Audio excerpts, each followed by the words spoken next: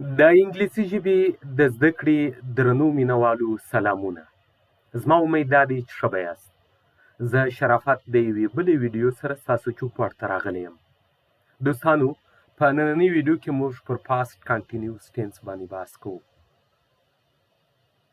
دوستانو، که تاسو نوي یاست او د زمانو په اړه معلومات نه لرئ، زما هیله دا ده چې زموږ د چینل نورې ویډیوګانې وګورئ او وروسته بیا راسئ دا وګورئ او په دې اړه بیا ستاسو لپاره به دا ډېر اسانه وي. اوس پر پاست کانټینیوس ټینس باندې بحث کوو. دوستانو ګورئ، دوستانو پاست کانټینیوس ټینس زمانه هغه زمانه ده چې په تیر وخت کې جریان ولري یا تیره جاري زمانه. تیره جاري زمانه د دې په اړه باندې دوستانو د دې د زده کړې په اړه ما یو ډېر اسانه سټرکچر تاسو ته جوړ کړی دی. زه ډاډه یم چې ستاسو به ډېر اسانه زده سي.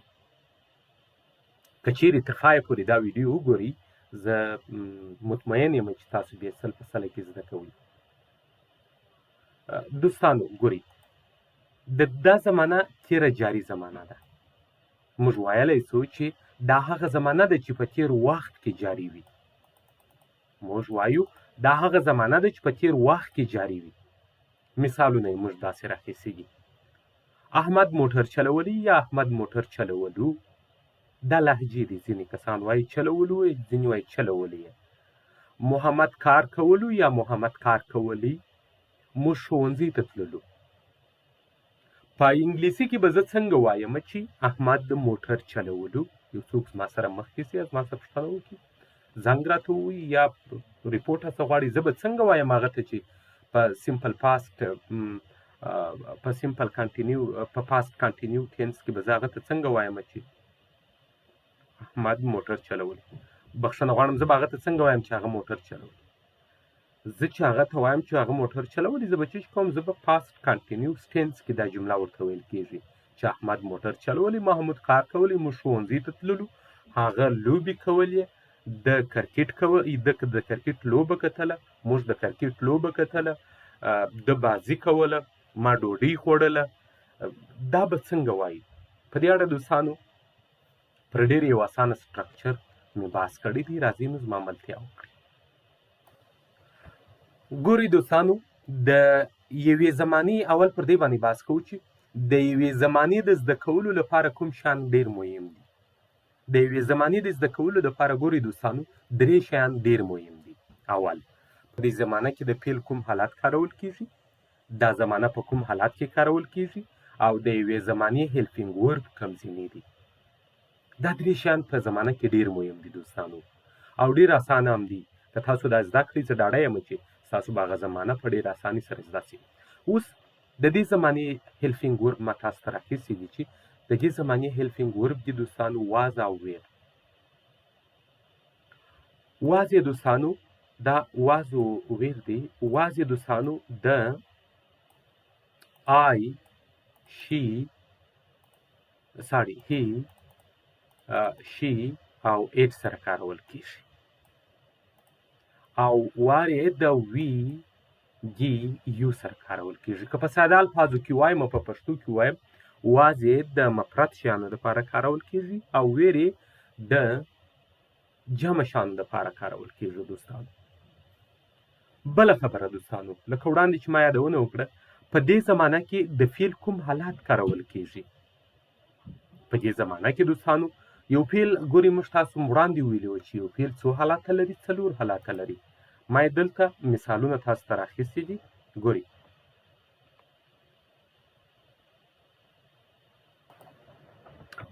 په دې زمانه کې دوستانو د فعل 4م حالات کارول کیږي. ما دلته تاسو ته راخیستي دي دوستانو.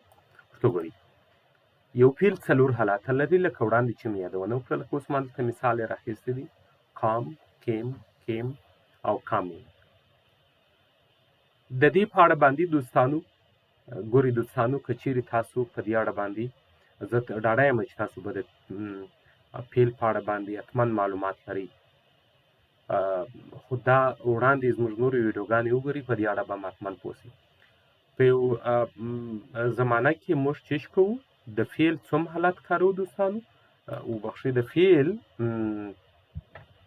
لومړنی حالت موږ په چیش کې کارو؟ په زمانه کې موږ د فعل لومړنی حالات کاروو دوستانو. په یو زمانه کې موږ څه کوو؟ د فعل لومړنی حالات کاروو.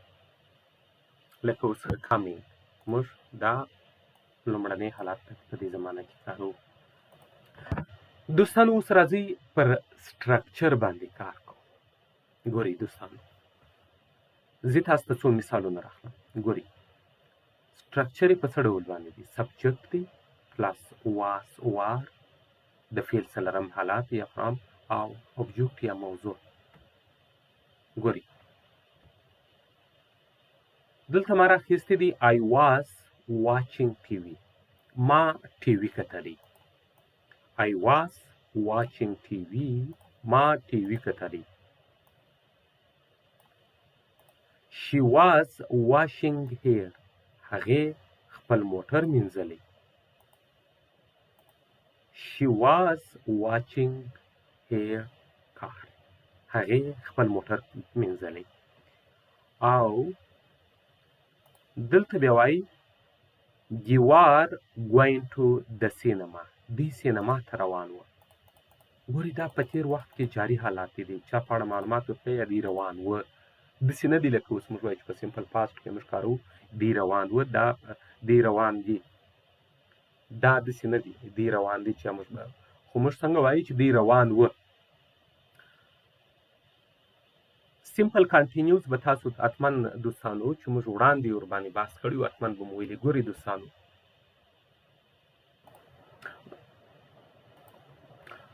دوستانو زه تاسو ته څه اندازه غواړم نور معلومات درته درکړم. هغه دا دی چې پریزنټ کانټینیوس ټینس موږ له دې وړاندې ویلي وه چې هغه هماغه عمل دی چې همدا اوس جاري وي.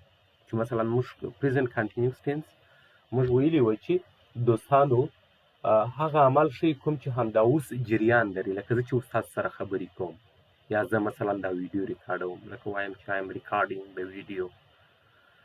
اوس په سمپل مثلا په پریزنټ کانټینیوس ټینس کې موږ څه شي درلودي دوستانو؟ په پریزنټ کانټینیوس ټینس کې موږ از ام آر درلودلی. خو په دې زمانه کې موږ څه شي لرو؟ واز او ویر لرو.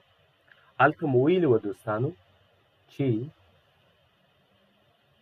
ام چې دی ام هغه د آی سره کارول کېدلی او اس چې دی هغه د هی شي اټ سره کارول کېدلی.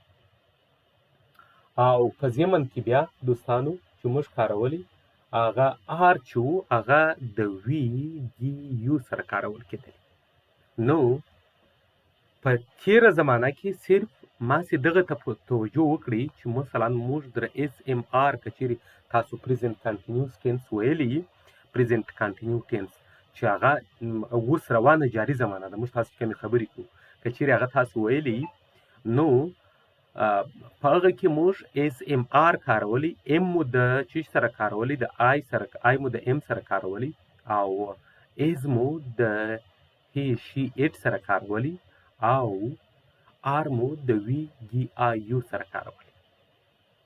په هغه زمانه کې دوستانو تاسو خبر یاست چې په هغه زمانه کې موږ د فعل کم حالات کارولی؟ هم څلرم حالات موږ کارولی. په دې زمانه کې هم د فعل څلرم حالات کارو. نو دوستانو ما تاسو ته مثالونه راواخیستل وړاندې. اوس ګورئ سبجکټ زموږ سره د سره څه شي دی؟ آی دی. او واس زموږ سره دا کومکي فعل دی. او پسې راځه د ورب څلرم حالات چې دی هغه دا دی واچینګ او اوبجکټیو دی. لکه اوس مثلا کار دی. نو یوه جمله به موږ په دغه ډول باندې جوړوو.